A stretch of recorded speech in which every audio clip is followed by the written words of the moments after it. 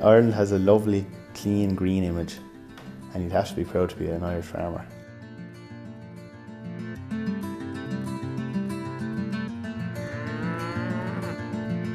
Get up early in the morning. We have a motto here that milk is flown by 7.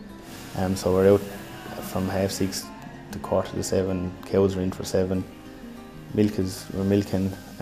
Cows are milked for me. I've been milking half an hour. Then I go and work for Dad, feed all the calves for him, and we're down for breakfast then 9, half 9. And then we get on with the routine daily jobs such as spreading fertiliser, spreading slurry, topping grass. The weather's relatively good. Today is a lovely morning, nice rain, grass is growing.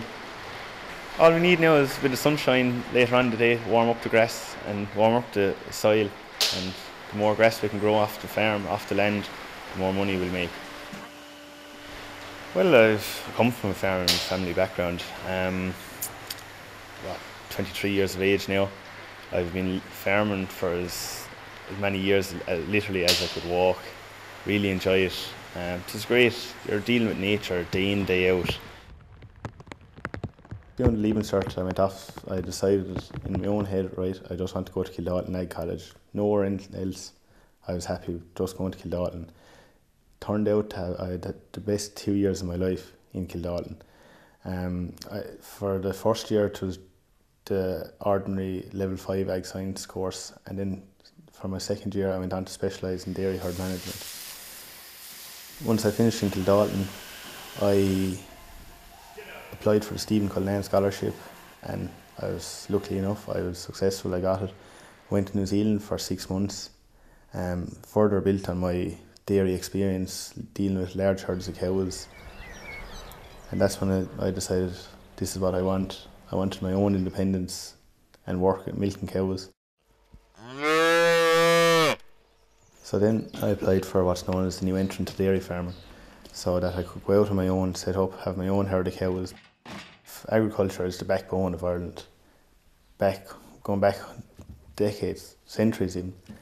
So, and people are starting to realise that, like, you'll have to make the money off the land, farm the land. Nowadays there's a huge turnaround. There's a lot of lads that went off, got a trade that were from farms. They're all turning back to the land again, back to the grassroots and what they were reared and brought up with, so they know how to farm. So they have to go to college now, educate themselves and start farming. That's the one disadvantage with Ireland.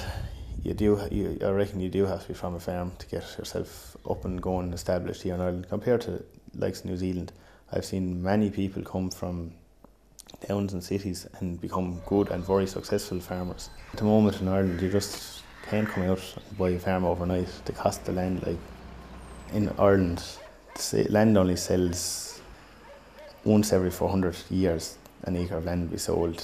So there's a huge tie to land here. And then leading on from that, then we have a big problem with fragmentation of farms.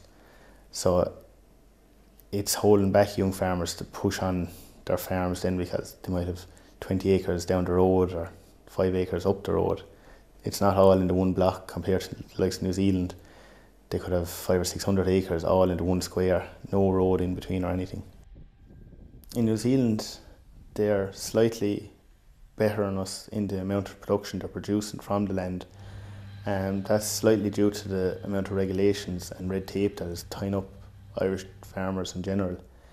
But there's another side to that too, like with all this rules and regulations, it is improving our quality standards, and therefore there's a lot more people wanting to buy Irish produce, so that's helping us sell it on the world market. We're led to believe that we're the equivalent of New Zealand to the Northern Hemisphere. I believe even myself, after being not only in New Zealand but other countries, they all look up to Ireland, to not only what we're producing but how we're producing it, to the top quality standards. Like, there's a huge emphasis now at the moment on improving the quality of our milk, so that'll help us and help the minister and help the co-ops secure new deals, new markets. But we need to look further afield. Northern Africa, Asia, places like that. There's 4 million people here and slightly more in Ireland. We're producing, the Irish agricultural sector is producing enough food to feed 36 million people. So therefore that makes sense that we have to export up again anything between 85 and 90% of our produce each year. So with all what's going on within Europe at the moment and different things, we don't want to lose any of those markets. Or if we do, we're under serious pressure to find new markets for all the produce. But we're producing 1/3 of the baby milk powder across the world. And that is a huge achievement for a small little country. It is perceived and it is true that any money farmers get, they'll spend it straight away. We just don't like to see money sitting in our accounts, whether it is on buying animals or buying machines and improving machines on the farm. Money will be spent locally. People and farmers within Ireland don't look at the produce the same way as people abroad or out foreign look at Ireland's produce. We don't take pride in the quality produce we produce. And that's what more farmers and more people from the towns and the cities should respect, what farmers in the country, in the rural areas and in the countryside are producing. It's just the mindset of people in Ireland is peculiar. The fact that I've spent so much time in New Zealand, I really admire the way everyone out there looks up to the farmers. A lot of the lads in the local area, even local village Stradbally, it has impacted not only here, but lads have emigrated away. It impacting on the local football team. Good players have to go away to get work, and that's not helping then the sports for the club and everything. But that's what you have to do with the way things are gone now at the moment, and hopefully, like everyone is hoping, it will turn around, but it's possibly going to take time.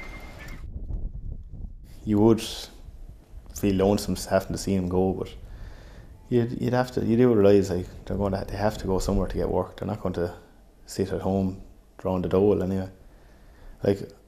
I went away myself on 2 occasions for 4 months and 6 months, but really enjoyed my time while I was away. But then there's always in the back of your mind, there's no place like home. You're wanting to be at home.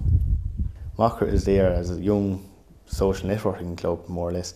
There's a Macra club nearly in every town around Ireland, and they're actually thriving since the recession. There's more people joining Macra now because they see there's great enjoyment out of it.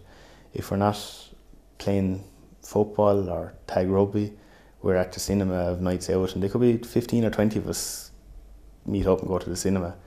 There's a great social side to anything. You don't have to be just coming from a farm to go out and socialise, but just to get together and meet up.